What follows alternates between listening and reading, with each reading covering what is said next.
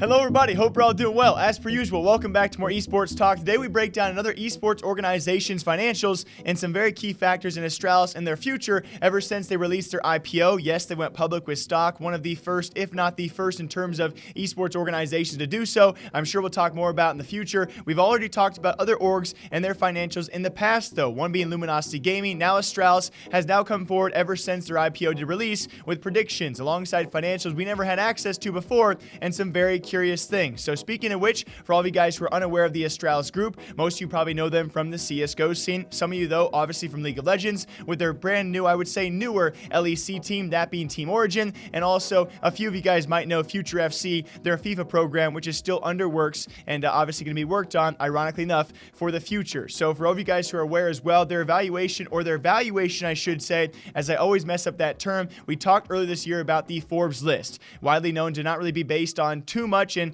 be widely inflated as well for many esports organizations on the list, and the bottom half of that list was flooded with teams who were surprisingly still worth a large amount of money. Now Astralis and their valuation has now come out with the IPO, them being valued at a staggering $75 million.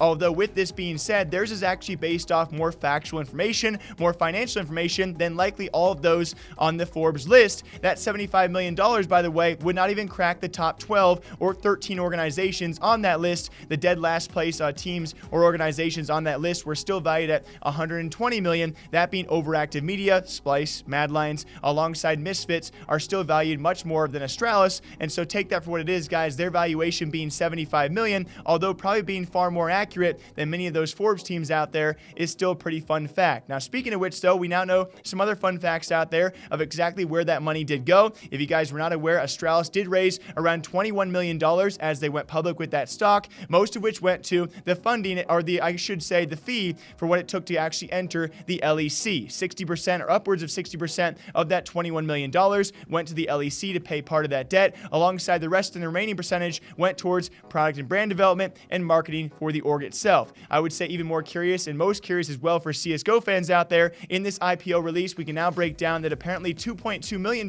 is also being allocated towards franchise fees for CSGO. This one in particular being the Blast Pro series, and we can all understand probably why they're going to be attending Blast Pro and maybe not some other leagues. A different talk for a different time. But these fees could be spread across the Blast Pro Tour. That's going to be a league with potentially with a fee as well, on top of the B-Site League, which Decay has already talked about, which would obviously allude to the fact that Astralis will not be playing an ESL Pro Tour. Now, they only describe in this IPO release, apparently the Blast Pro Tour and the Blast Pro Franchise League, or league, whatever you do want to phrase it as. We're not sure yet, as of right now, whether or not they'll join the ESL Pro Tour or the B-Site League that's being rumored, because teams who compete in one cannot compete in the other. Decay already hinted at the fact that Astralis would not be going to ESL Pro Tour, but instead B-Site, and with this speculation as well, they would also be participating in Blast Pro Series because of those family ties. Now, very lastly, before we break down the player salaries, I would say really cool to see, they expect to actually break even by 2021. The fact they were founded in 2016, I would say that's a pretty cool turnaround for a smaller organization out there to break even in 5 years' time. If that does come true, we will find out. Now, very lastly, coming down to break it down for all you CSGO and mainly League fans out there,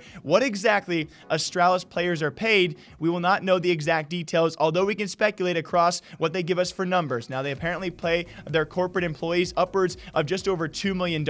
I am very curious how many corporate employees that does entail, because they're probably handsomely paid amidst all of their teams. Those three teams we talked about, Future FC alongside Origin for League of Legends, alongside Astralis for CSGO, amongst those three teams, just over $4 million across those staff, player, and coach costs will be spread amongst those teams. So if you want to break it down, well, we first of all have their Future FC. Those are 3 players that are likely paid close to nothing. We of course have the LEC team. That's 5 players. I would say probably 2 to 3 additional coach, maybe an additional staff as well. I'm not really sure how large those League of Legends staffs are, especially because they don't list that full thing out. I imagine though 5 players, a couple coaches, maybe additional staff members as well for their League of Legends roster, and then CSGO, as we all know, probably some handsomely paid fellas. That's going to be 5 players alongside what should be the highest paid coach in CSGO with Zonic as well. So with all that being said, you have 13 players, probably 3 to 4 coaches, plus additional staff, $4 million split amongst all of them, and now we're just left speculating as to what they're all paid, which I'm sorry, I don't know the answer to. And again, alongside all this, there are so many other financials to take into account: travel fees, housing, whatever it might be, facility-wise for these players, food and hotels, and the long list of things I could mention right now as to what actually goes into the cost of these guys, alongside just their salaries, though, for 13 players plus additional staff and coaching, $4 million.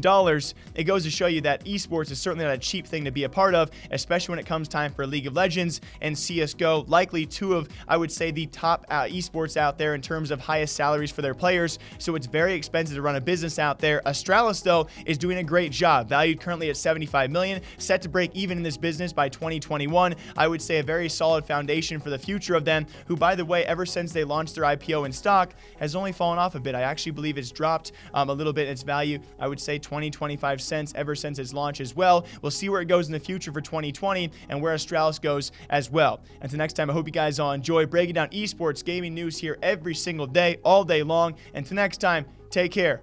Bye-bye.